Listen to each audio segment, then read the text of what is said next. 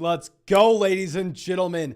It is a fine July 3rd, the one day before July 4th, and you know what that means. We are getting in fantasy football drafts as we do every single day. Doesn't matter what day it is. Let's go ahead and let's hop into a Best Ball Mania draft. Maybe we can do a weekly winners after this if y'all want, but I just don't want to embarrass myself in the weekly winners drafts just yet. We'll do that one afterwards. Just in case you're not in Best Ball Mania already or you don't know what this is, it is the largest draft tournament on Underdog. It is a $25 buy-in, a $15 million prize pool, $3 million for first place, $1 million for second place, some crazy regular season prizes as well. Let's go ahead. Let's hop in here. And here's what we need. We need the $3 million that comes with first place. That way, next July 4th, we can spend it at our lake house. Now, of course, we don't have a lake house just yet, but that's because I have not won $3 million on Underdog just yet. But you better believe next July 4th, that's where we will be, ladies and gentlemen. But thank you so much for everybody coming and hanging out with us. Really, really appreciate it. Fantasy Picks Prodigy says, we're 60 seconds in. Why haven't you liked it? Yes, great question. If you have not hit that like button yet, what are you waiting for? Go down there. Drop a like, subscribe to the channel if you play fantasy football. And of course, real quick side note before we get into this, if you want to hop into any of these drafts with us, you know we are streaming every single day until 2024. We drafted over 700 teams on Underdog last year and won $150,000. It's best ball, so there's no time commitment at all during the season. When you sign up with promo code FLOCK, they're going to match your first deposit dollar for dollar up to $100. So it's pretty much free for you to check out. Plus, with promo code FLOCK, you will get my 2023 fantasy football rankings and a free trial to flockfantasy.com. Quick side note, this is the same site that has all the player props that we show in every single video. And it is available in these states. If your state's in yellow, has Underdog, also in Canada outside of Ontario. But let's see, FF Addict, a new member of the flock in here at 11. We have Liam in here at 4. We have Carl at 2. Yes, we get pick 9. Maybe this is the Travis Kelce draft y'all been waiting for. We've done a Travis Kelce draft on the live stream before. Well, we'll see if it happens in this one. Tommy in here at 10. Jason says, what's the weekly winners draft? So Underdog just launched like a completely different tournament than I've ever seen before. We'll explain it if we opt in a weekly winners draft after this one. It's crazy. It's crazy. Now, Ronald says, what's your favorite build, Mason? Mine is 5 quarterbacks / tight end, 5 running back, 8 wide receivers. So he's being 5 total between quarterback, tight end, 5 running back, 8 wide receiver. In general, if I had to pick a favorite build, I'd say probably that. I would say this year in particular, I'm willing to go 6 RBs, 7 wide receivers, but it's dependent.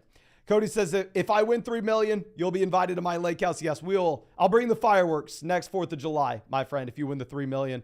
Hopefully we can win the second place prize here and get $1 million through Underdog so we can have some pretty sick fireworks. But we have Kelce off at 6, Diggs off at 7. So let's swing this back around. Austin Eckler going much higher in these drafts than he used to. Okay. Yeah, Tito in here at pick 5. I don't know if we said that. Prod, happy to see you out, my friend. Okay, Prod is on the clock here. Let's see what he decides to do. He goes Eckler, so we're going to take A.J. Brown, ladies and gentlemen.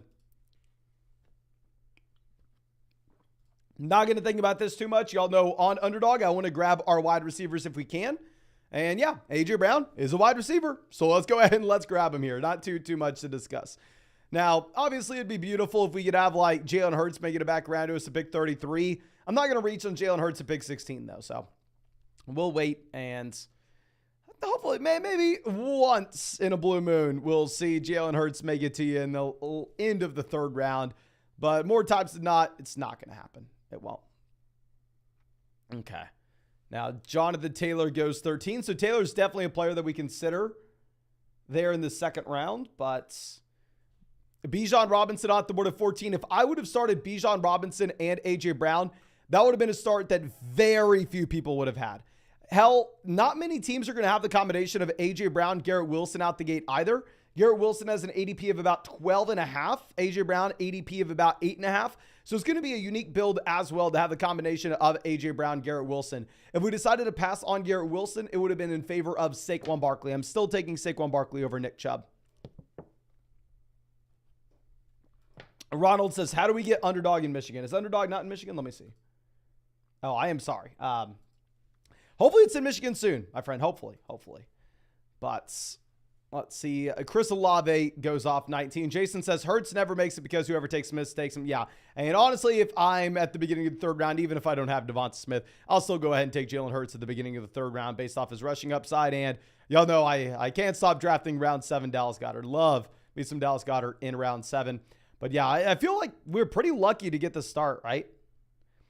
Skinny says, what are the odds someone grabs his buddies, snipe the draft, and let someone get a dream team? Yeah, so Underdog has things in place to make sure that that doesn't happen. And that's why I'm sure that there are people in this draft before that have been like in a draft on Underdog where someone comes in and like takes 8 quarterbacks in a row.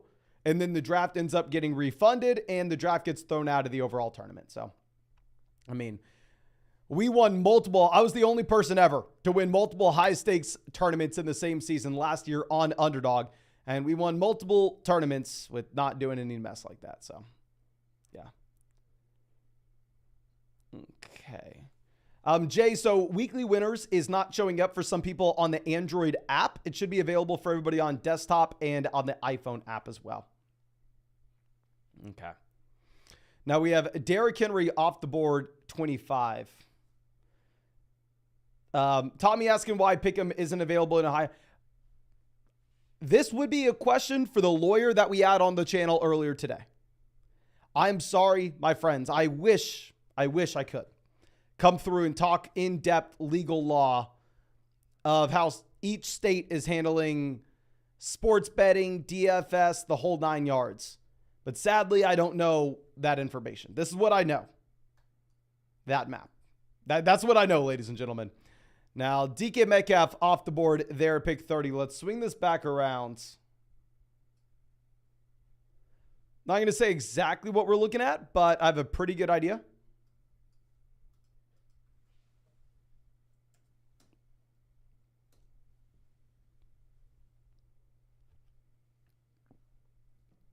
Okay. And they have Underdog for Android. It's just the weekly winners tournament, since it's a completely different structure than anything they've had before. I think the weekly winners tournament should show up on the Android app any day now, but Best Ball Mania and the main tournaments are still on there. We're going to go ahead. We're going to take Deebo Samuel. I am not taking Calvin Ridley really at all in the third round. Like if we're going to go over and look at like some of the pick'em lines that they have on Underdog for Ridley, it is kind of crazy to see this, but like if you're looking at Ridley in comparison to some of the other wide receivers later on, Ridley goes in round 3. He has a line of 855 receiving yards. Deontay Johnson goes around like 6. Deontay Johnson has a higher line than him. Mike Evans is at 950 going in round 6 compared to Ridley at 855 for the projections. I'm just personally not drafting a lot of Ridley. Hell, Hollywood Brown has a higher line. I think third round Ridley is pretty rich. And if you're looking at the Underdog projections / player props, pick 'em lines, whatever you want to call them, they'd kind of agree. Okay. Now we have Jerry Jeudy going off the board at 37. Okay, let's swing this back around. Go says, because the Ridley hype is out of... I really thought I was going to be all in on Calvin Ridley. I thought that I was going to sit here and say, oh, guys, y'all forgot Calvin Ridley in 2020 was the top 5 wide receiver. We need to be taking... I thought I was going to be making videos this season advocating for people going through and drafting Calvin Ridley. I mean, hell, we've spent the last year in Dynasty saying to trade for Calvin Ridley as a buy low candidate. It's kind of sad that at price, I'm having a hard time drafting him. Now, we're going to go ahead. We're going to take Najee Harris at pick 40. Najee Harris doesn't look like he's a great talent by any stretch of the imagination, but to be fair with Najee Harris, last year he was injured. To be fair with Najee Harris, last year he dealt with Mitchell Trubisky and a rookie quarterback. To be fair with Najee Harris, last year he had a much worse offensive line compared to where he is this season. So, yeah, we're going to go ahead and take Najee Harris here at pick 40. Not going to overthink it too much. Definitely a possibility that Najee Harris disappoints this next season and doesn't turn into anything. But you could say that same thing with Mike Williams, right? So it's just completely different. Should you have been drafting Najee Harris round 1 last year? Hell to the no. Najee Harris round 4 is a little bit of a different situation. Okay. A Steel Pin coming out says, Najee is a beast. He's just been hurt. If it wasn't for your avatar and name, I'd love to buy into it, my man. I'd say, coming from a Steelers fan, difficult for me to come out and say, okay, yeah, Steelers fans are telling us Najee Harris is great. That means Najee Harris is great. Generally, I'm not listening to fans about their own team. Obviously, I'm giving you a hard time, though, my friend.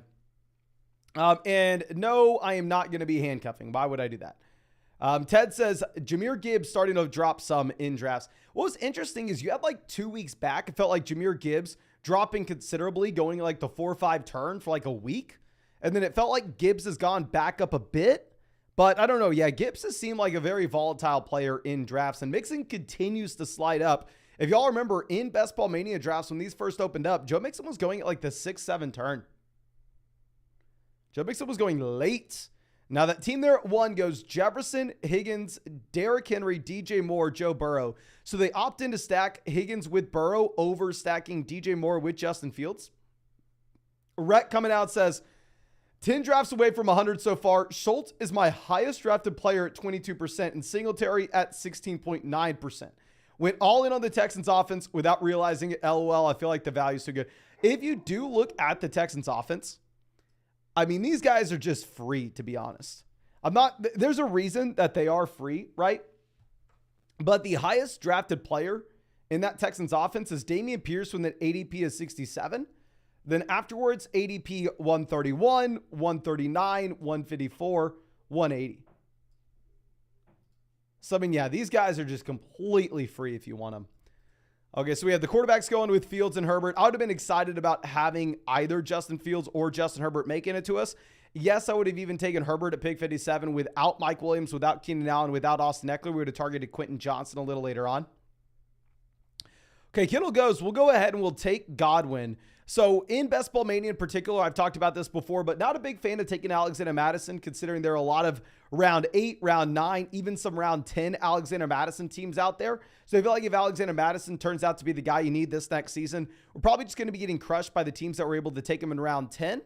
So in general, in Best Ball Mania in particular, I'm probably going to be avoiding Alexander Mattison. However, in other tournaments, I'll be fine taking him. And with Dobbins, I don't know. I mean, it's a little tough. It's a little tough. So, yeah, let's go Godwin 57, and we'll see what makes it back around to us. We'll see what happens. Okay, Hollywood goes 62.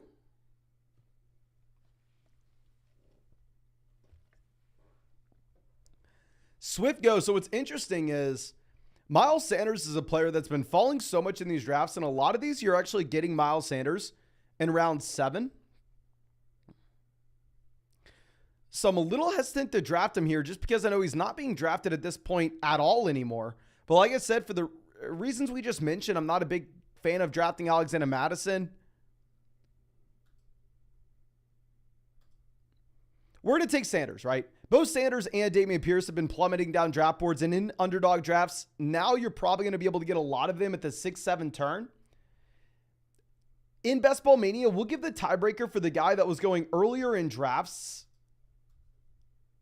at the beginning of the offseason.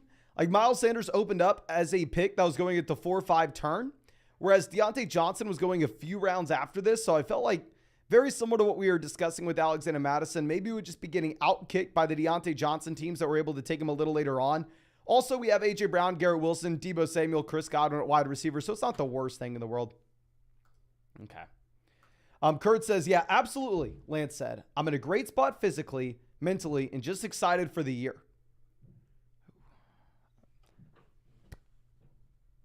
Please, Lance. Oh, Lance. Come on. Do something for us. Do something. Okay. Now we have Dameon Pierce off the board, 68. So what's interesting is I want to point out two teams here. There are two teams that have decided to go very heavy with anchor wide receiver. and that they're going to be forced to go really heavy on wide receivers here in round 7, 8, and 9 most likely. Of course, I could be wrong. Maybe they do something else, but I'm going to assume that they're probably taking a lot of wide receivers very soon. You have the team at 5 that went Cup and then followed it up with Pollard, Allen, Mixon, Aaron Jones, Dameon Pierce. And then you had the team at 7 that went Diggs and followed it up with Barkley, Andrews, Gibbs, Herbert, Alexander Madison. So yeah, that Herbert team's probably going to be looking at Quentin Johnston, pick 79. Will be interesting to see if he actually makes it back to him. Okay, the Jalen Hurts team locks up Dallas Goedert there at the turn.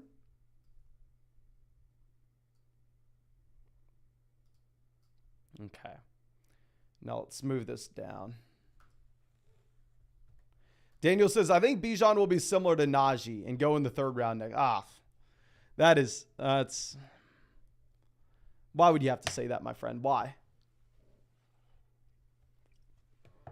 Okay, Lawrence goes 76. Is that the team that took Kirk? No, that's a team that has no Jags. I mean, in general, if you're getting Lawrence pick 76, you probably have to pull the trigger and look at Evan Ingram, Zay Jones a little later on.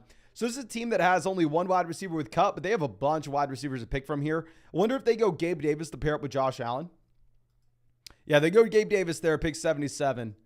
This is a team that's gone 0 RB. They have the elite quarterback with Fields, elite tight end with Kelsey. They decide to go ahead and take Dalvin Cook there, pick 78. Yeah, so we can assume in my mind, yeah, that team goes Quentin Johnston. That was the expectation. George Pickens goes, I really like what Prod has here of the combo Deontay Johnson, George Pickens. I think that makes a lot of sense. We'll go ahead. We'll lock up Jahan Dotson, the last wide receiver in this tier. Jahan Dotson being available here in my mind definitely makes our decision to go running back in the previous round a good one. At least I want to say it does. Of course, I could be wrong. Could be wrong. But Rex says, like the stream, y'all. 350 to get another draft going after this one. Yes. Go down there, drop a like on this live stream. Help us get to 350, and we'll fire up another draft after this. And, of course, if you want to get in said next draft, Underdog Fantasy, link in the live chat, link in the description, link in the comment section. Promo code FLOCK for a 100% deposit match, as well as our 2023 fantasy football rankings and a free trial to flockfantasy.com. I mean, we are going to be streaming here every single day until 2024. We are going to do a ridiculous amount of these underdog drafts for y'all to get in. Now, Brandon Cooks off the board. Let's swing this back around. All right, so. Yeah, good. I don't want to say. Let's not say too much here, right? Okay, so who is the Amari team? I think Prod maybe took Amari. He has Amari and Chubb, so I think we can assume that he is looking for Watson on the way back around to pick 89. I don't know if we are going to let him have him. Elijah Moore goes 85. Interesting that that team took Elijah Moore, but decided not to go like Elijah Moore and Deshaun Watson on the turn. Bateman off the board, 86. Rashad White goes. Yeah, so I'm sorry, Prod. I know you're going to hate us for it. And I do not blame you for hating us for it. We are going to be an ass. I'm sorry to do it to you. I am truly sorry. If Rashad White was going to make it to us, maybe I would have gone Rashad White and we would have said we would have had some correlation with the Tampa offense with Godwin and White. I can't really bring myself to draft like James Conner, Zay Flowers over to Deshaun Watson. We can still get David Njoku on the way back around. We can still get Donovan Peoples-Jones. There are options for us. So I am sorry. I'm sorry, my friend. Yes. But as Rex says, it has to happen. You can blame Tommy Nose here for taking Rashad White from us. If Rashad White was available, maybe we wouldn't have done it for you. But yeah, you're going to go ahead and take James Conner there. Don't blame you at all for James Conner. Okay. Zay Flowers off the board there at 90. Let's see. Believe says, any hope for a redraft rankings video this week? Yeah. If y'all want, we can. We can. What rankings video would y'all want to see this next week? We do a top 12 overall rankings for redraft this next week. We won't do it for Underdog. Obviously, Underdog will be a little bit different where we will have, I love it, Jesse, love it. But we'll have the wide receivers higher in Underdog than just like a regular redraft league.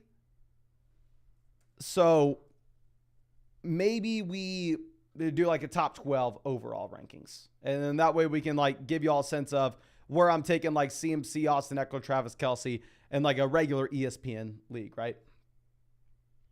Okay. Believe's drafting this next week, and that's awesome, my friend. Surprised to hear that people are having drafts this early for their regular redraft leagues. Okay. Evan Ingram going off the board there at 94. Okay, I'll say this for sure. I'm pretty sure that team there that took Trevor Lawrence 76 made a mistake by not taking Evan Ingram and instead going Michael Thomas. Maybe they were trying to get cute with it and say, well, you know what? Those teams that are going to be picking between me have Hawkinson, Goddard, Pitts. Maybe they go ahead and pass on Ingram. But Tommy Doe's coming out says, I would love my team right now if someone didn't snipe Debo and made me choke pick Ridley. I was terrified of you being right in front of me. Dang it.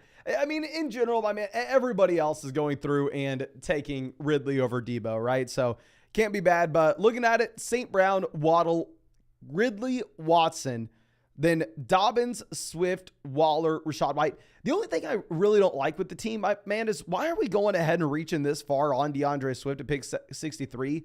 Maybe you're just like a super big fan of DeAndre Swift this next season. But what I would say is in a lot of these drafts now, you're getting like DeAndre Swift falling to like the end of the 7th round.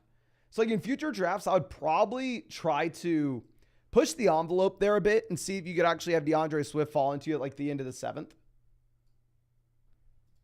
Okay, well, let's swing this back around. You have Tua falling. So we're going to be back up on the clock at 105. Tua most likely going to be an option for us.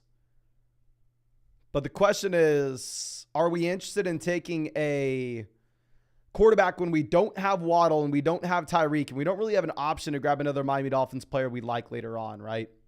Devon Achane is really like the only other Dolphins player that would correlate with Tua. Okay.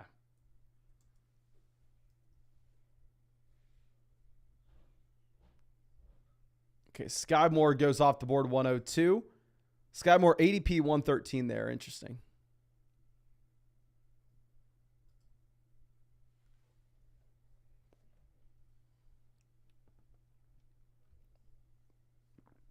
Okay.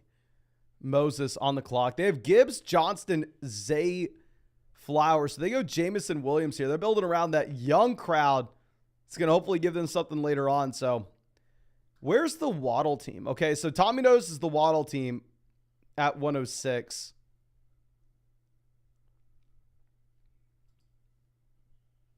Let's try to be a little quiet. Let's not just broadcast everything we're doing here.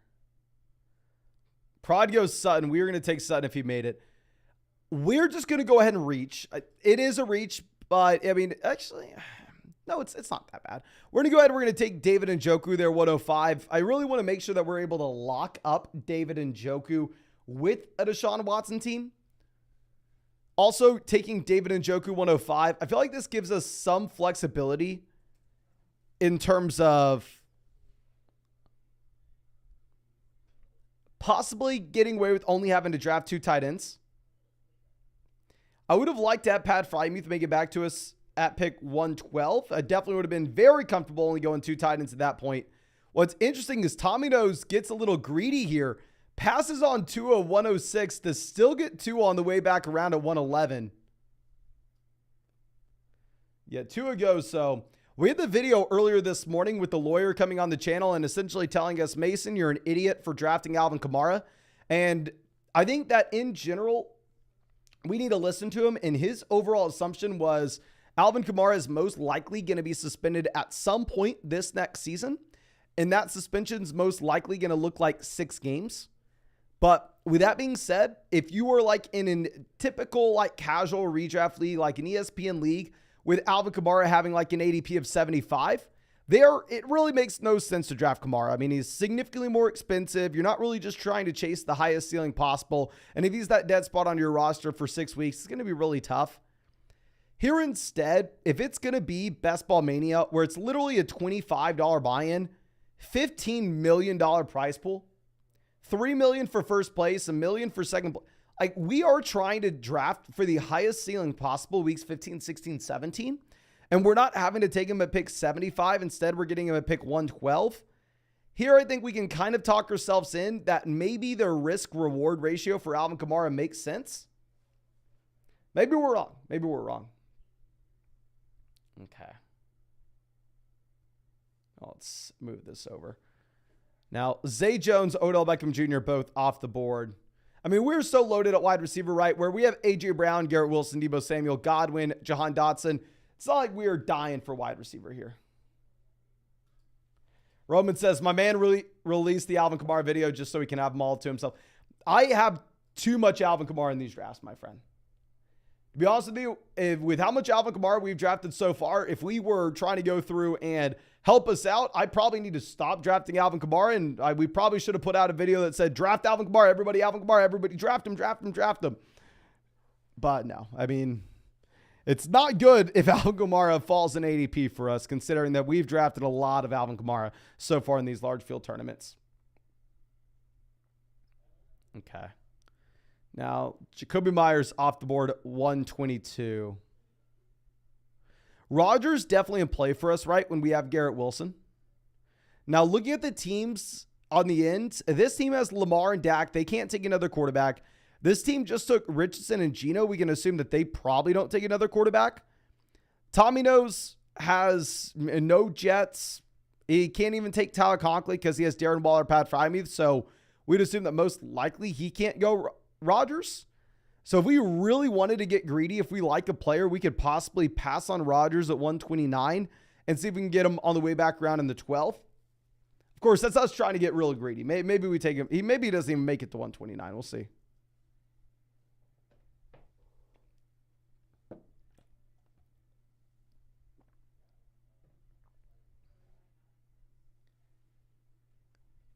Okay. Now, Nico Collins off the board 125. McKinnon goes 126. I just thought, what am I supposed to do here? Think, Mason, think.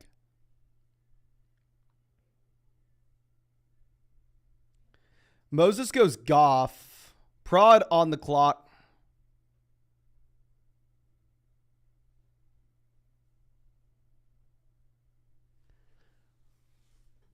Let's see. He goes Russ. We're going to take Darnell Mooney. Mooney falls 4 picks behind ADP here. I mean, it kind of is what it is, right? The primary read of the room, however, is I think we can get greedy and have Aaron Rodgers make it back to us and have a very unique team. I could be wrong with this. 100% could be. But like we were saying, this team with Lamar and Dak, they're not taking another quarterback. This team with Richardson, Geno, they're probably not taking another quarterback. None of these teams have any Jets. The only Jets really left to draft would be Tyler Conklin. Tommy Nose can't really take Conklin with Darren Waller, Pat Freiermuth. So, we'll see. Jim says Prod going Rodgers. I thought Prod was going to spite pick him for us sniping him on Watson, but thank God Prod doesn't. Okay, so we dodged 5 picks of Rodgers. Can we dodge the 6th? Thielen goes, so hell yes, we are going to get Aaron Rodgers here, 136. Super unique team now that we are able to do that. The fact that we were able to get Rodgers 136 stacked up with Garrett Wilson, really like that. So yeah, I like this team a lot.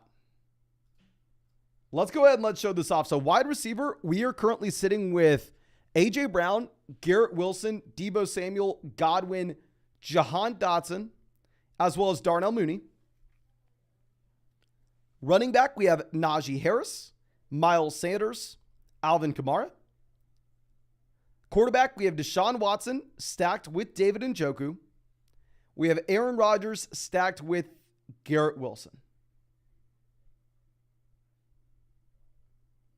I really like this team.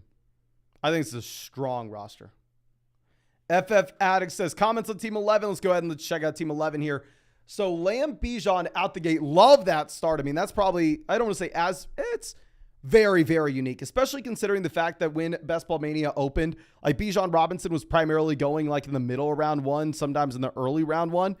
Now we have Lamar Jackson 35, ETN early round 4, Pittman, Hollywood, Brandon Cooks, Bateman, Lazard.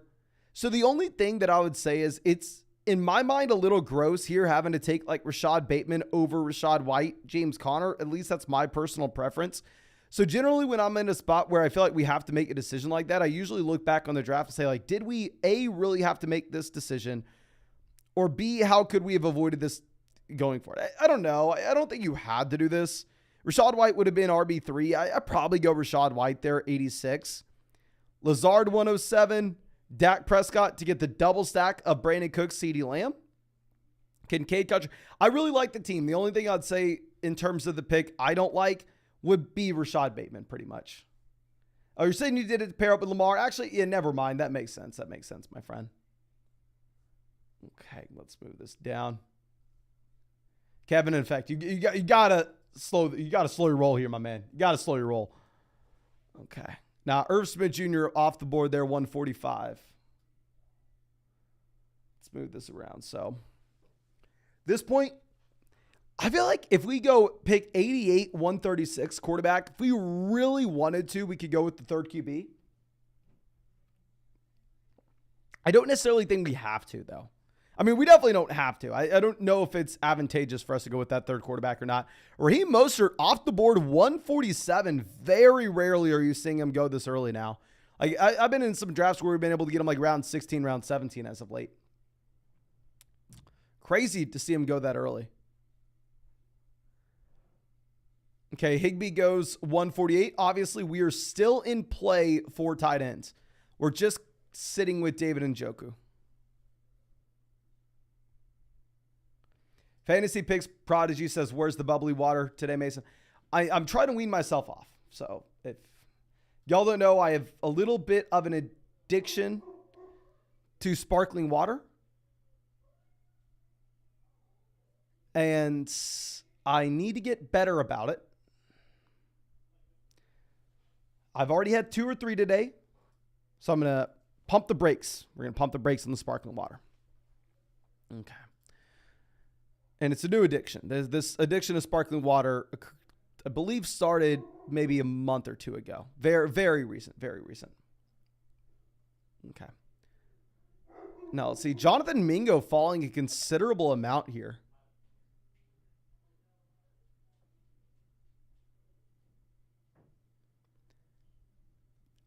Y'all know I'm not a big Jonathan Mingo fan. We don't have a rookie yet with this team. We have Miles Sanders, so we've already made the bet on the Carolina Panthers offense. Maybe it makes sense for us to go ahead, take Jonathan Mingo.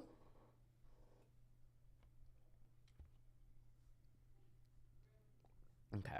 Michael says, Coke Zero is my new thing. It's all about the macros. Okay.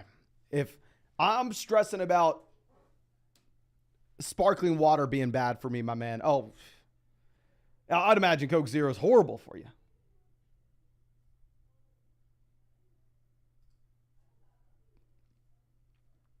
But let's move this down. Roshan Johnson goes 154. Alec Pierce 155. We have 7 wide receivers at this point. We did go a little heavy with wide receiver. Of course, we're still fine to continue to draft wide receivers if we want. It's just not necessarily top priority here. Okay. Singletary goes 158. That sucks. We were definitely looking at Devin Singletary here. Now that Singletary's off the board, I don't know what to do. Now that Singletary goes, I don't know what to do.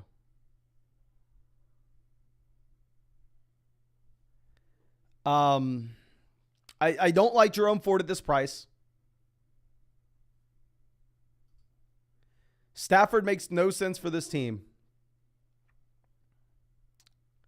I don't even know if we like taking Taysom on an Alvin Kamara team, right? Because when you bet on Taysom Hill here, you bet that Taysom Hill has a role in the red zone. When you draft a running back for the New Orleans Saints, you are betting that Taysom Hill doesn't have a role in the red zone. So it doesn't really make a lot of sense to go Taysom Hill, but we do it anyway. I don't know what the right decision there was. I don't know what we should have done. I don't know. Now let's move this over. Yeah, we had Donovan Peoples-Jones for the double stack. The thing is, I felt like we're already pretty damn heavy with wide receiver. I want to give us some flexibility later on in the draft. I feel like Taysom Hill here, this pick gives us a little more flexibility, right? Where if we go Donovan Peoples-Jones, we for sure cannot take another wide receiver at that point. Go says, if Taysom has to fill in at quarterback, that's a win. Yes. We are going to somehow convince ourselves that the way that this team wins the $3 million is Derek Carr goes down. Taysom Hill is the starting quarterback for the New Orleans Saints. And we have a game with 2 passing touchdowns to Alvin Kamara.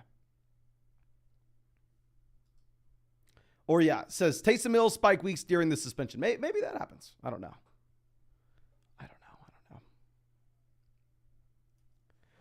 Tommy knows. Oh, you give me flashbacks. Says, hey, Michael, are you into energy drinks? If you got a sweet tooth, those C4s, no sugar, no carbs, that are flavored Starburst amazing. Okay, so this was my real addiction.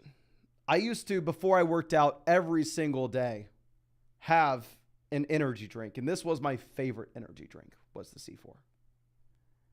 But I don't know. I'm just...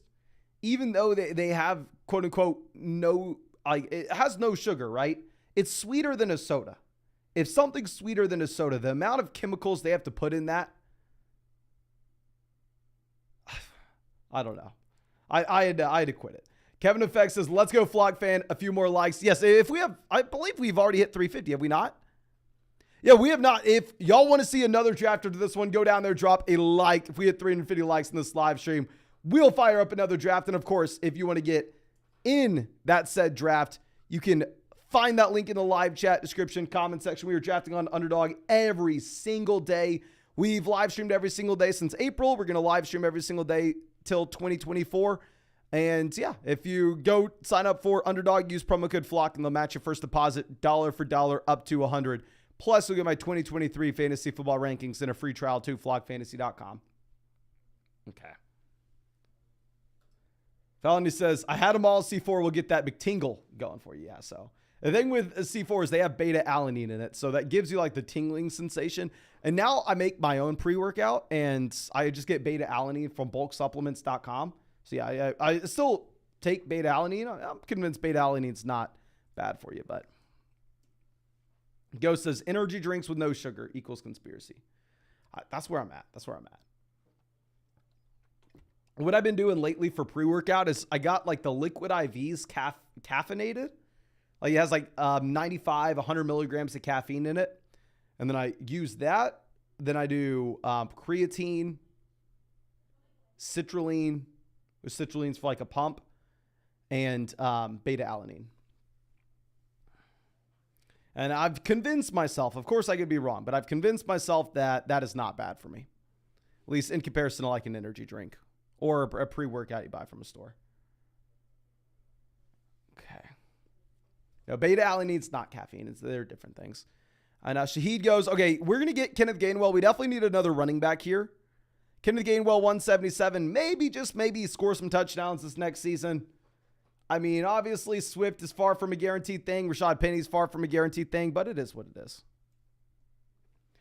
Tommy No says, liquid IV as a caffeinated option. I had no idea. I want to try it. Yeah, so it's not a lot of caffeine in it because I've tried to scale back my caffeine because I used to take like 200 milligrams of caffeine a day because I used to take like pre-workout every day. But it's not a ton of caffeine, but it gets the job done.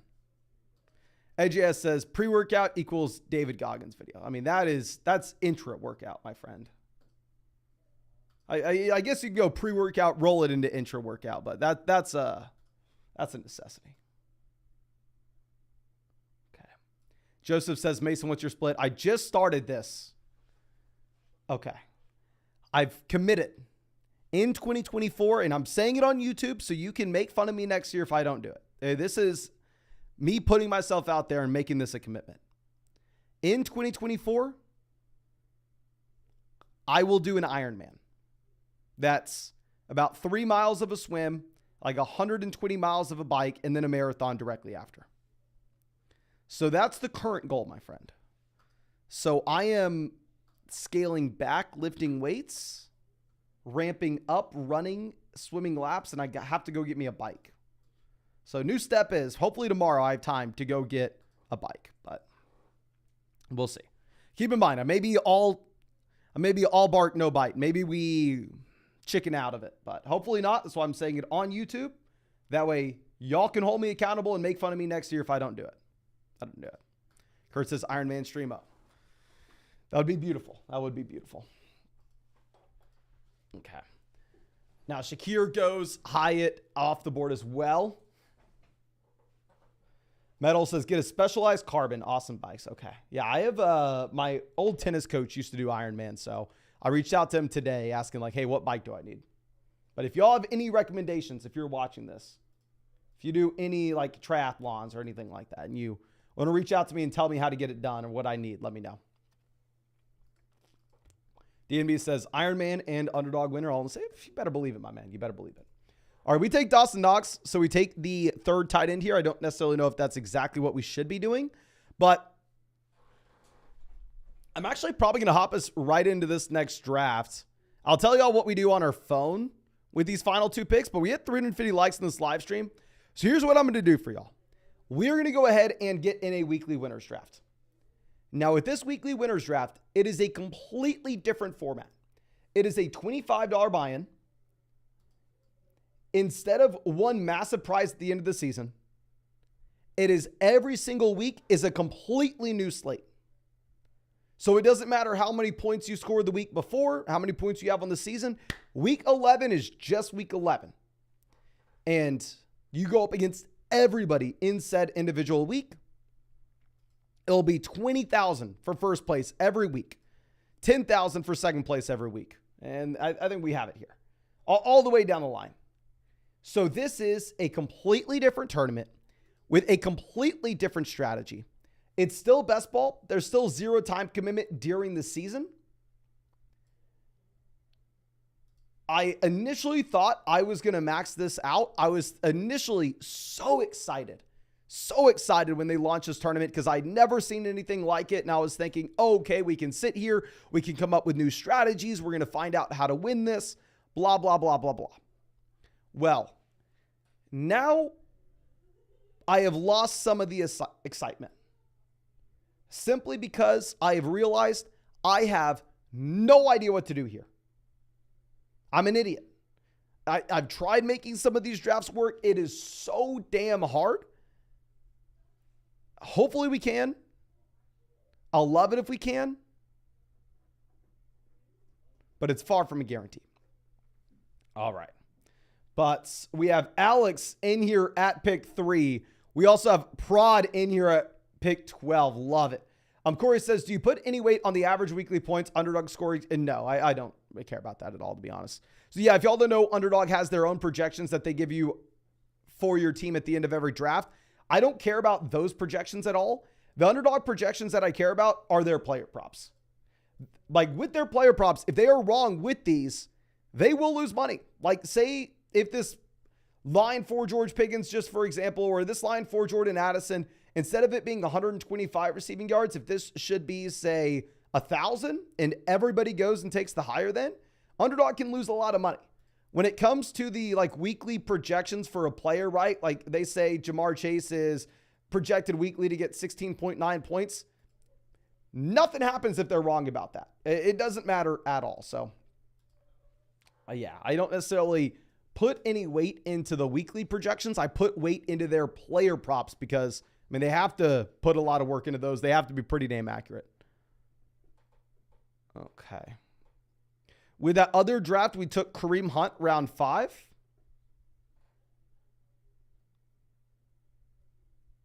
And I don't know what to do in the last. It looks like we're going wide receiver because we have no other option really. Okay, so Kupp, Tyreek Hill off the board here at pick 5 and pick 6. So you will notice that in these drafts, running at least the top end RB and CMC, as well as Travis Kelce, will go earlier than they will otherwise.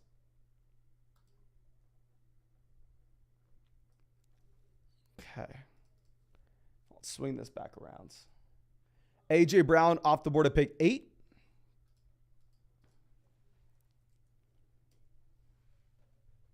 CeeDee Lamb goes as well.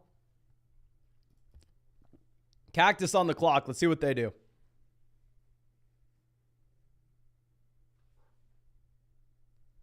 They go Stephon Diggs.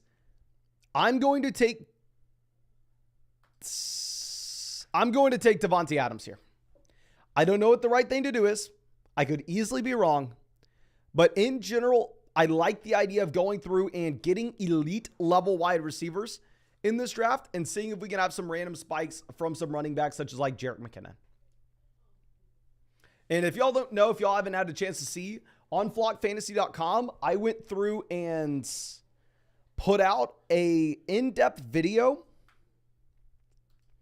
Where'd he go? Adams and Wilson. I put out an in-depth video about my overall thought process with this draft tournament and how possibly you can win it. Now, while I'm saying that, at the same time, I'm the first person to admit that I don't know what to do. That I could 100% be wrong with what we're doing.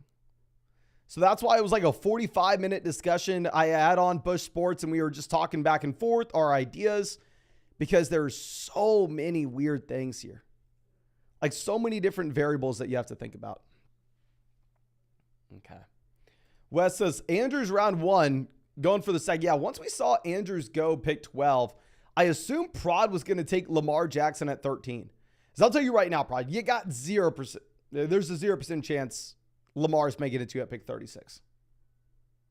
Daniel says, is this a draft every week league or do you keep the same teams the whole season and every week the best team gets the money? It's the second one. This same team will be going up against everybody in week 1, in week 2, in week 3, in week 4, in week 5. Yeah, this is the weekly winners. Okay, and also in these weekly winner drafts, you're going to see quarterbacks go earlier than they would otherwise. That's why you see the Stephon Diggs team here reach on Josh Allen at pick 15. You have Jalen Hurts off at 18 and Mahomes off at 19. Taylor makes it all the way down to 22 in this draft. Okay. So let's see. Rich Wynn says, how much different are these drafts from the normal draft with your buds? Are you saying like in terms of the casual redraft league you're going to be in? So if you're looking at, say, the Best Ball Mania tournament on Underdog or pretty much any tournament on Underdog outside of weekly winners, it's like the one weird draft that they have. It's going to be, I'd say, tougher than just the regular draft with, say, your college buddies or whatever it may be, your high school buddies or your work buddies. The adjustments that you have to understand are in these best ball drafts, wide receivers are going to naturally move up the board, as well as in best ball, since you're not making waiver wire moves throughout the season, quarterback 2s and 3s will be drafted and tight end 2s and 3s will be drafted. The primary thing you need to understand is obviously in your regular redraft league, roster construction is not necessarily a big deal. You can go through and you can construct a roster however you see fit because you can cut guys, you can make trades. But here in these underdog drafts, not for the weekly winners. Weekly winners, I don't know what you should do. But for the regular drafts on Underdog, such as Best Ball Mania, you want to be drafting 2 to 3 quarterbacks, 4 to 6 running backs, 2 to 3 tight ends, and the rest of your spots wide receivers. Okay. GBD says, if Best Ball and DFS had a baby, that's weekly winners. 100%. 100%. Michael says, these are by far the most entertaining. I'll try to entertain y'all. All I want to do is put out the massive disclaimer. Don't follow me with this draft. Don't follow what we do. Okay, so Metcalf, Higgins, both off the board. Justin Fields goes 32. Okay. Amari Cooper goes 33.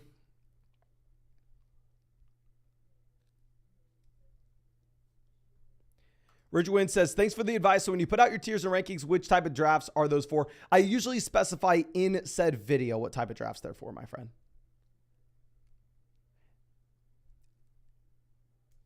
If it's going to be like an Underdog Best Ball Mania draft or if it's going to be like a casual redraft league. As of now, I've never put out any videos in terms of rankings for weekly winners. I doubt I ever will just because it's like such a different contest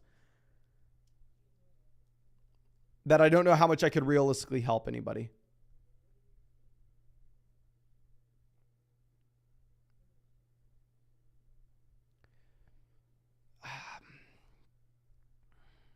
Sorry, I'm just sitting here thinking.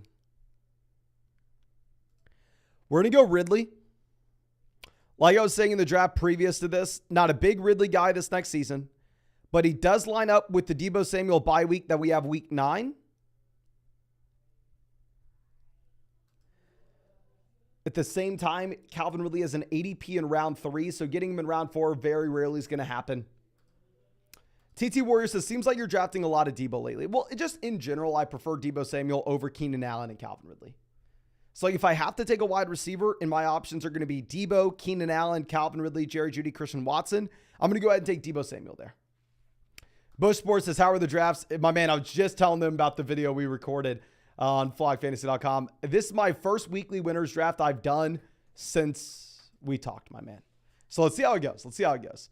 The Best Ball Mania team that we drafted right before this was great. I mean, I really like that team, but we'll see how this one is. We'll see. Now, Najeer's makes it pick 44.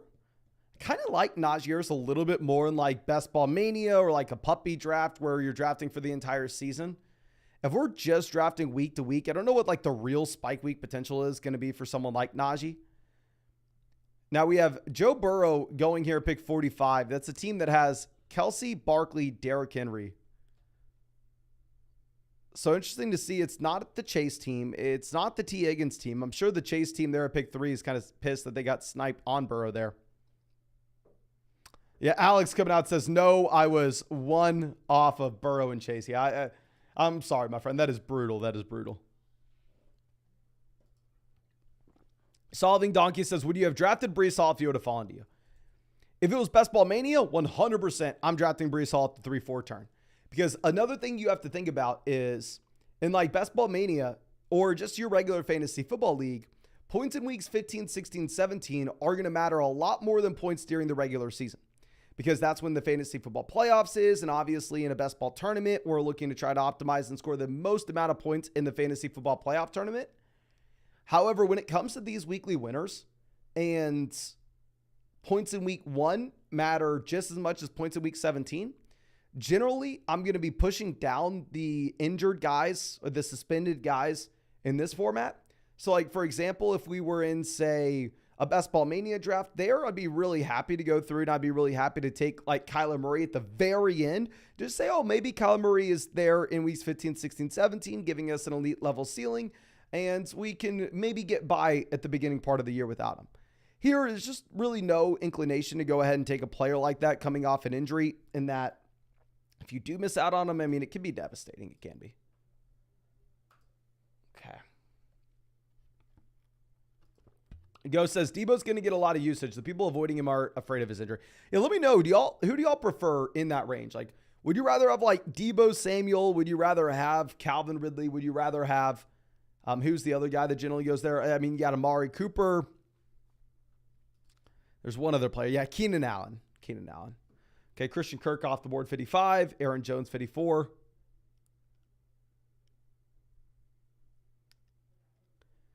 Ooh, we got some exciting options here. Brandon Ayuk goes, Ayuk would have been a great pick for us considering the fact that we had Deebo. He also would have lined up for us in week 9 for the bye.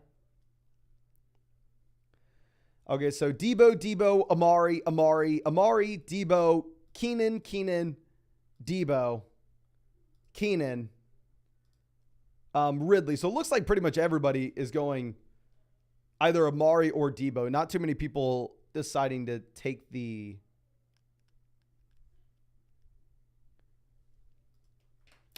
Ridley side of things, which is interesting because Ridley has the highest ADP between the guys. Okay, Gabe Davis off the board there at 58. So Lawrence is definitely going to be our pick at 62 to pair up with Ridley, but Prod already took Herbert, so he's going with the Charger stack, so we don't have to worry about that.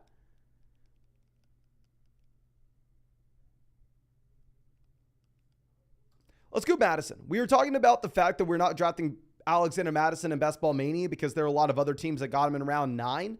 Well, here with weekly winners, nobody's gotten Alexander Madison that early. So we can take Alexander Madison here at pick 59 and then get Trevor Lawrence on the way back around at 62. Henry says Gabe Davis at 58. You're going to see crazy reaches in these drafts.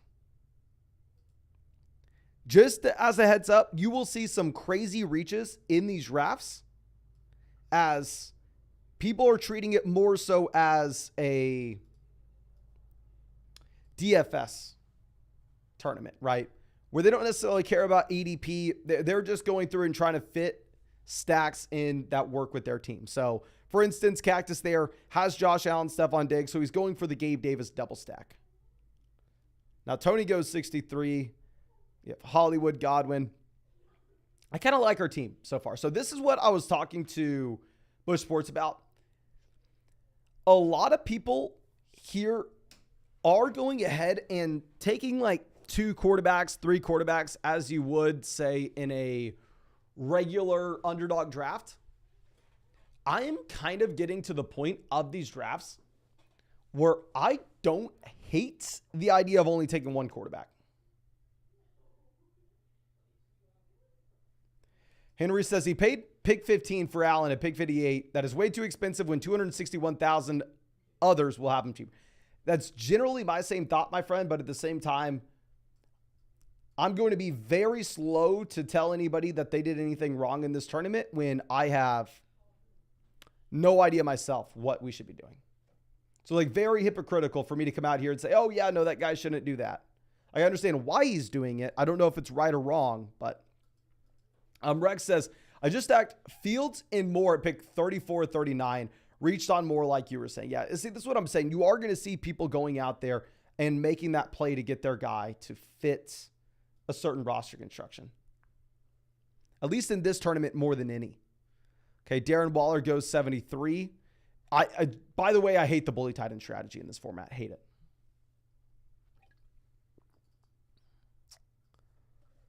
Like, I think in Best Ball Mania, it's interesting for a multitude of different reasons.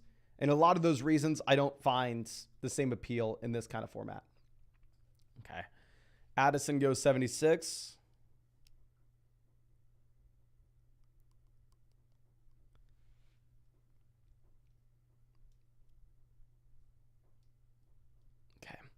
I will say one thing that works against Deebo Samuel, like it's not good at all, is the fact that if you look at his splits with and without CMC, he has used significantly less since Christian McCaffrey's been added to the team, which makes sense, right? Because Deebo Samuel and Christian McCaffrey, I mean, I'm not saying they're exactly the same, but they're pretty similar. Kind of same idea between the two guys. Okay. See what Cactus wants to do. He is clearly not really caring about ADP. He goes Montgomery. So we're going to go ahead. We're going to take Treylon Burks here as our wide receiver 5. He lines up with one of our bye weeks, week 7. So we have so far 7 guys. And with those 7 players, we have 3 bye weeks that we want to be drafting. We have 9, 7, 13.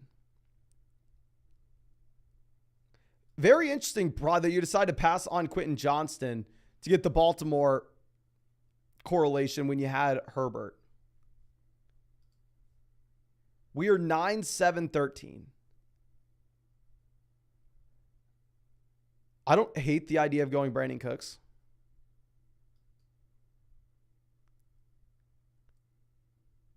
No, we're going to take Dalvin. We're going to take someone that may actually have access to some spike weeks. We don't exactly know. I think you have a much higher floor with someone like Rachaad White. But that's not necessarily what we're interested in with this team, right? With this team, we're interested in someone that's able to access the highest ceiling possible. And if Dalvin finds himself in a great spot, just say, for instance, he goes to Miami, I think there's a shot that you have multiple 20-point weeks from Dalvin Cook. Bush Sports says the 49ers wide receivers are so controversial, I found. Even Ayuk has a lot of discussion so far. I feel like just in general, let me know if you think I'm wrong, my man. I think the 49ers year in and year out are always the team that everybody's discussing.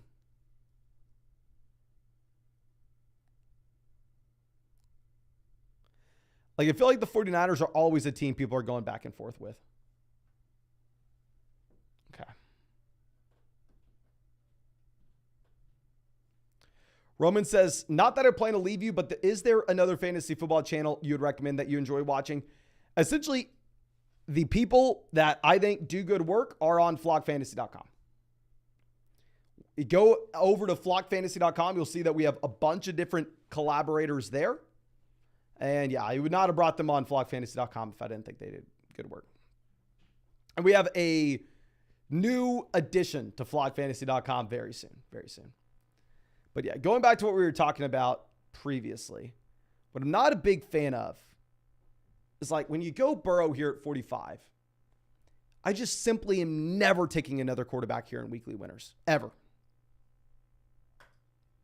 I think you can do it. I think you can get away with it. In Best Ball Mania, completely fine because it's a completely different tournament. But here, say Anthony Richardson and Michael Pittman spike, and this is the stack that you need to win a week. You're going to be going up against a lot of other teams that have Anthony Richardson and Michael Pittman, but they also have an exciting player in round 4, and you can't start Burrow that week. You're going up against 260,000 people. You know what I mean? I don't know. So let's swing this back around. Leslie says, I'm doing a draft right now. Burrow gone at pick 27. Yeah, that makes sense. So it was either the Higgins or Chase team taking him at the beginning of the 3rd, right?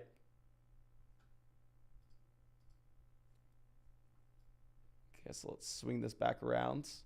Antonio Gibson off the board there at 97.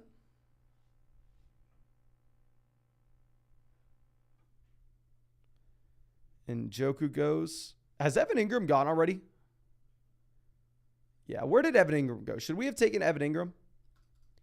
He went at pick 89, ADP 95. We would have had a shot to get him on the way back around. Would have been nice having him. I don't think it's the end of the world one way or another.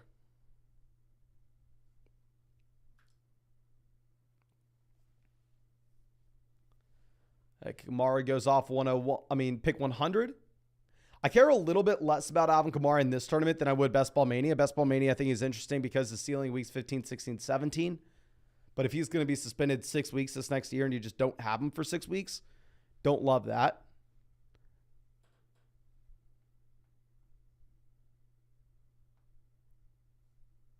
Okay, Samaje Perine. Perine's actually someone that I'd like more in this tournament than I would Best Ball Mania. Just because the reason I don't draft Perine ever in like other drafts that have fantasy football playoffs is by the time you get to the playoffs, what the hell do you expect Samaje Perine to be doing? He's going to do nothing. But here, if weeks 1, 2, 3 matters just as much as weeks 14, 15, 16, then hell, I'm fine if someone wants to go grab Samaje Perine. Okay, so Sutton off the board 103. Frymuth goes 104. Frymuth was who I was taking here. Not going to lie to you. Pat Frymuth is who I was taking.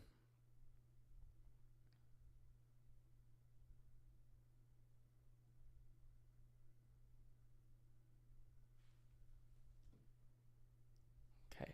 Michael says, do you watch the new Heights podcast with the Kelseys? I do not. I've heard that it's good. Would y'all recommend it? Is there anybody here that watches it? Okay. Cactus on the clock. Go Zay Jones. Yeah, so we were going to be looking at Zay Jones to pair up with Lawrence, have the double stack there with Calvin Ridley. It is what it is. In general, Jameson Williams a little less exciting for me in this format when you're going to miss out from him for 6 weeks. But the thing is, he fits a bye week. We have him week 9 with our other guys. Hopefully he gives the spike week options weeks 7 through 17. Okay. See what Prod does. Goes Damian Harris 108.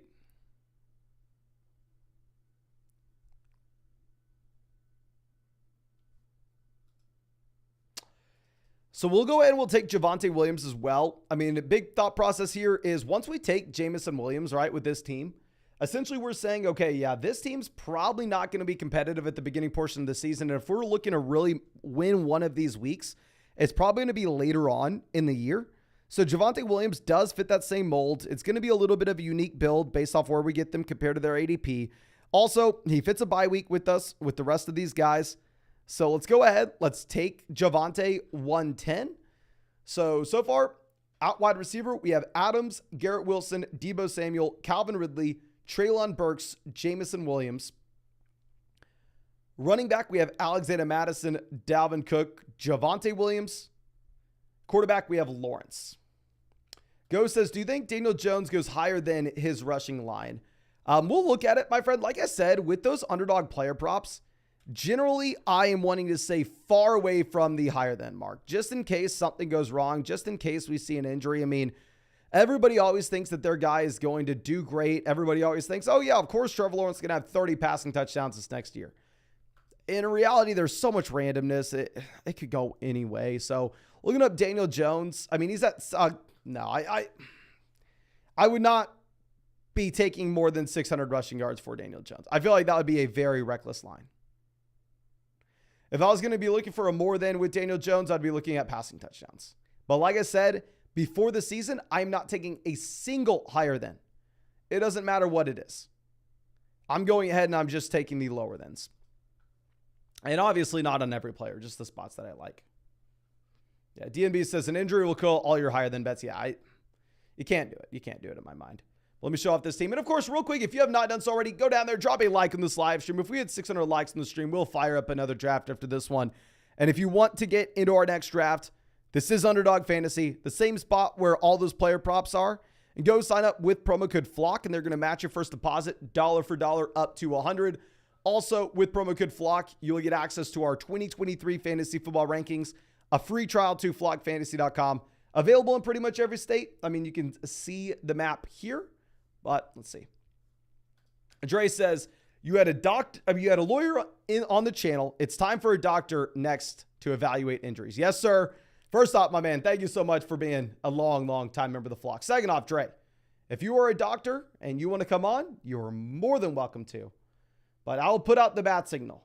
If anybody's watching this and they think that they are qualified and know what they are talking about and want to come on and tell me, Mason, you're an idiot, you should never take Javonte Williams for reasons X, Y, and Z, you're more than welcome to come on and let us know.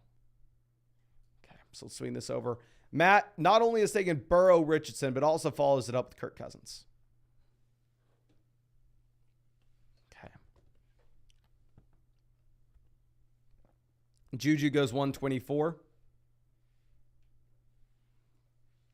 So in terms of stacking options for Daniel Jones, I mean, we don't have many, right?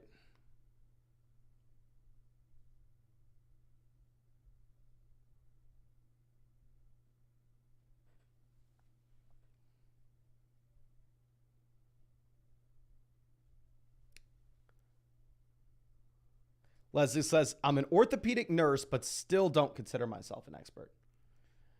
Well,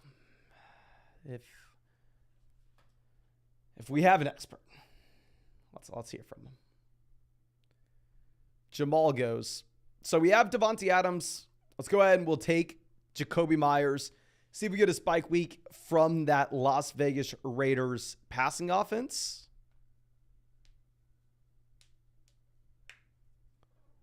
Let's see what Prod does here. Go says, I think I'll go lower for some quarterbacks who could get benched. We can look at those right after this, my friend. Let me make a pick. Let's go ahead and let's take Dalton Schultz. I don't really know what to do, but he fits the week 7 bye that we have, so we can continue to punt week 7. Maybe he can do something. Who knows? But yeah, so who are some quarterbacks that could get benched here? I mean, you have Ritter.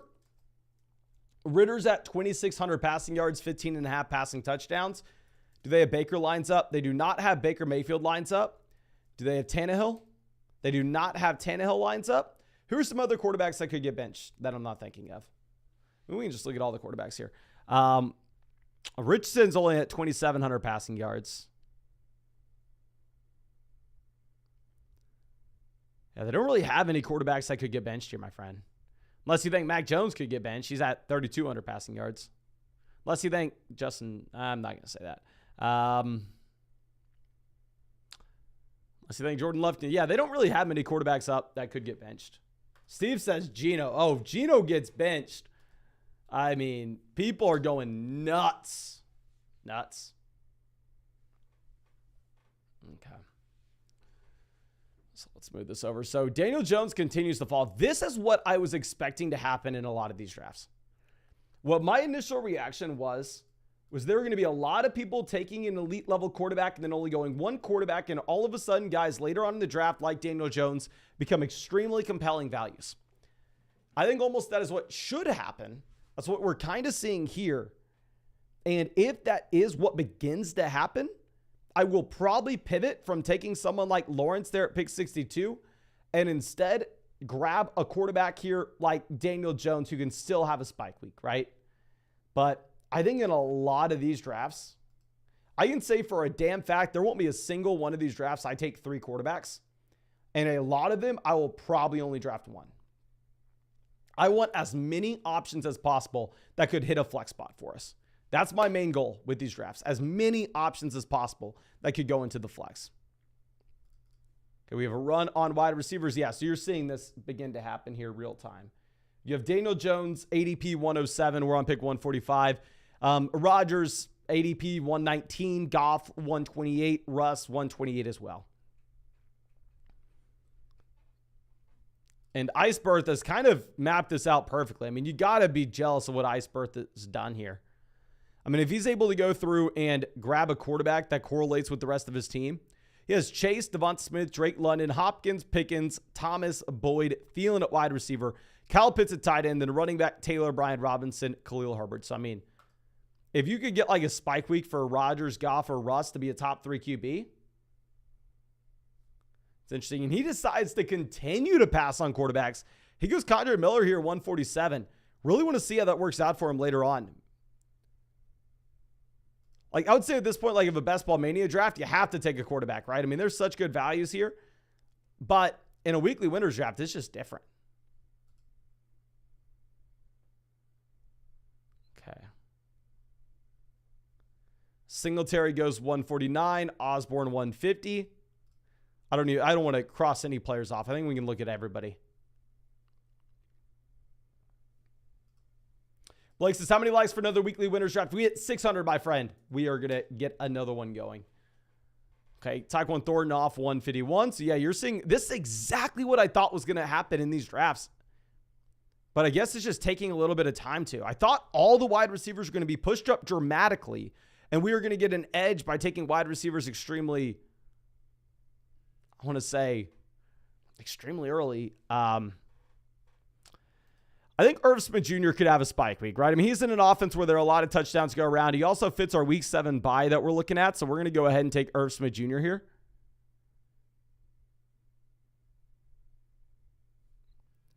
And we may actually take a second quarterback. So I wasn't initially thinking of taking 2 QBs. But if Rodgers is going to pick 158 instead of his ADP 119, I actually feel like this is where it becomes compelling to take that second quarterback because the opportunity cost of the other positions is just significantly lowered. So, yeah, I think obviously we would have rather had a better running back core and better tight ends. But as we stand now, we have Devontae Adams, Garrett Wilson, Deebo Samuel, Calvin Ridley, Treylon Burks, Jamison Williams, Jacoby Myers at wide receiver. Running back, we have Alexander Mattison, Dalvin Cook, Javonte Williams. Quarterback, we have Lawrence paired up with Garrett Wilson. We have Lawrence paired up with Calvin Ridley. We have Rodgers paired up with Garrett Wilson. We have Schultz, Irv Smith Jr. at tight end. So looking at like the bye weeks that we've targeted, so we've punted week 9. We have Lawrence, Javonte, Deebo, Ridley, Jamison all in the week 9 bye. We've punted week 13 where we have Madison, Devontae Adams, Jacoby Myers on the week 13 bye. And we punted week 7, where we have Rodgers, Garrett Wilson, Treylon Burks, Dalton Schultz, Irv Smith Jr. on the week 7 bye. So we should be live pretty much every other one of those weeks. Maybe it's going to take a little bit of time for this team to actually have a shot to win a week, just given the fact that we draft both Jamison Williams as well as Javonte Williams on the same squad.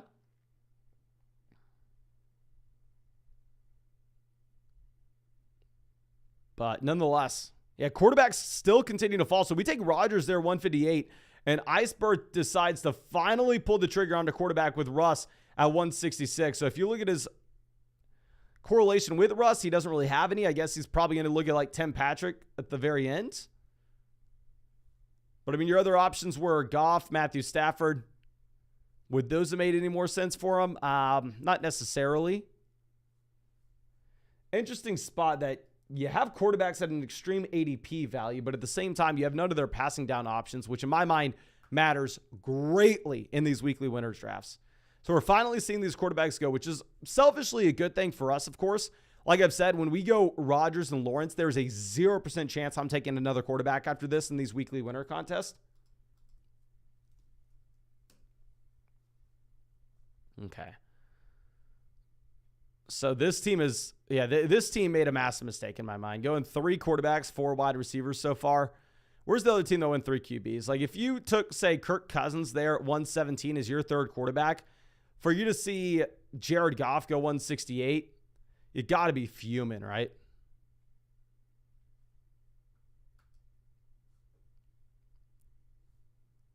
Alex says, went best available. Maybe we get a 2016 Rush spike week.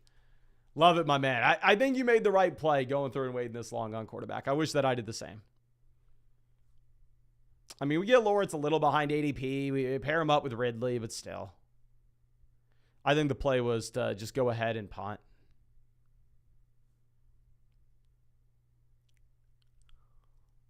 Okay, so let's see what we're going to be looking at here.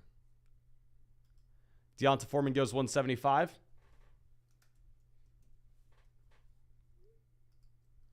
Kyler finally off. Wandale goes 177. So Isaiah Hodgins actually fallen a bit here. Okay, he goes. So we're going to take Kenneth Gainwell. Just hoping we randomly get a touchdown. Now, Kenneth Gainwell doesn't line up with any of our buys, but I mean, we can't be too greedy with the bye weeks here. Tajay Spears goes 180. Tyler coming out with the donation. Thank you so much, my friend. We're going to look at that 1 second. Let me first take Ezekiel Elliott and hopefully that he finds himself in a spot where he can just fall into the end zone a couple times. But Tyler says, hey, bro, just joined the live and love it as always. Do you have any specific advice for weekly winners drafts? Doing my first one right now. Yeah, so we were talking about this a little earlier on, my friend. In general, I don't know exactly what we should be doing with weekly winners. It is such a new tournament, and I'm sure y'all have noticed with all my videos, with how I always do things, is I look at real data that we have, and I go, okay, here's the data. How can I understand this, and how can I use this going forward, and hopefully get an edge over the people I'm drafting against? Well, there is no data when it comes to this tournament. So it's a little bit tougher. Now, I will say in general, you want to be targeting stacks just like you would in regular best ball drafts. You also want to be pushing down rookies because you're not trying to optimize just for weeks 15, 16, 17. And instead, we are trying to optimize for the entire season. Week 1 matters just as much as week 17. So push down rookies. Push down guys that aren't going to play at the beginning of the year, like Javonte Williams, who we end up taking in this draft because I'm an idiot. Target players on the same bye, because if you say have a team that's composed of all players just on 3 different bye weeks, you're going to sacrifice those 3 weeks. But at the same time, every other week, you'll be at 100% strength compared to the people you're going up against. And never take 3 quarterbacks. Some people probably beg to differ on that one, and I could easily be wrong. But how I'm attacking these is I'm never going to be taking 3 quarterbacks. Ben says, will we be doing non-PPR redraft rankings this year? If y'all want it, we'll do it. Okay. Rex says, I think stacking bye weeks might be overrated. You could lose out on a lot of value by doing so. Yeah, I mean, you're definitely not reaching to stack for bye weeks, right? I mean, it's not something that you're going and say, oh, okay, I'm going to reach on this guy 10 picks past ADP because he has the same bye week as my quarterback. No, you're not doing that. But, I mean, if you're looking at like 2 or 3 guys in the same tier, it's, in my mind, a useful tiebreaker between those options. Okay. Now we have Hardman going. Hardman would have been a decent pick for us considering the fact that we have Rodgers here. Swing this back around. Yeah, so here's what I may do to create some like pretty unique teams if this happens. So if you're getting like Kenny Pickett falling to like the 18th round, There will be some times where maybe if you're in a weekly winners lobby, you'll see me getting extremely weird and like only drafting one quarterback and that guy being like a round 17, round 18 guy. And essentially just trying to build an absolute juggernaut roster and say, if our main stack spikes up and say Kenny Pickett ends up being a top 3 quarterback multiple weeks this next season, and we did not waste any picks earlier on at quarterback, we would be in play to just crush the rest of the field. Now, of course, that's probably not optimal, but I think in these drafts, you just got to get weird with it. Okay, Quez Watkins goes 200.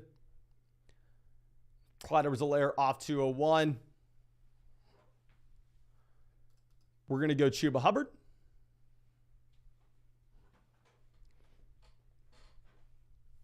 Like, this is an example. Chuba Hubbard, top guy, ADP. He also has a bye week that goes on the same that we do, right?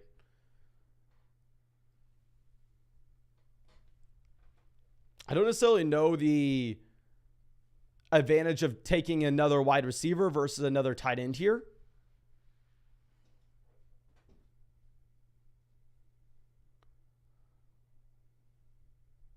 Prod goes Musgrave here with 1 pick. If he passes, I'm probably going to go Ferguson. Ferguson has a week 7 bye, just like all our other guys. And wide receiver, Robert Woods, is he really having a shot at spiking in? But I'm sorry. My friends, I am about to piss myself. So I'm going to have to end this live stream here. Thank you so much, ladies and gentlemen, for hanging out with us. If you have not done so already, go down there, drop a like on this live stream, subscribe to the channel if you play fantasy football. And if you want to get in a draft with us, we are doing these every single day on the live stream.